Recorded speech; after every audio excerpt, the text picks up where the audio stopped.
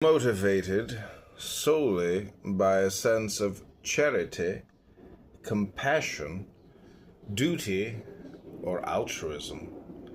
A person renounces a value, desire, a goal in favor of the pleasure, wishes or needs of another person whom he values less than the thing he renounced. That is an act of self-sacrifice.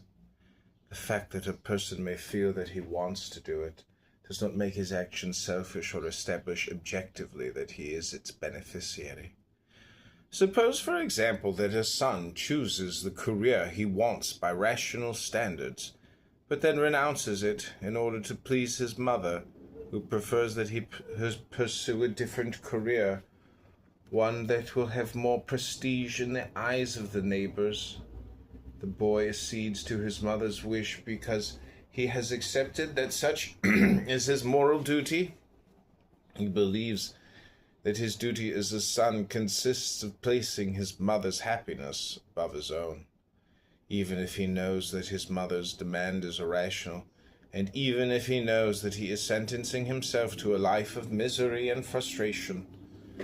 It is absurd for the advocates of the everyone is selfish doctrine to assert that since the boy is motivated by the desire to be virtuous or to avoid guilt, no self-sacrifice is involved and his action is really selfish.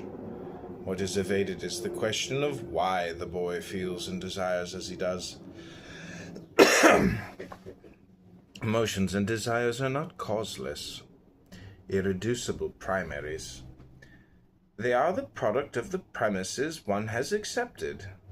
The boy wants to renounce his career only because he has accepted the ethics of altruism.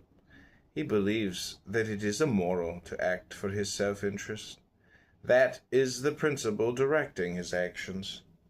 Advocates of the everyone is selfish doctrine do not deny that under the pressure of the altruistic ethics, men can knowingly act against their own long-range happiness.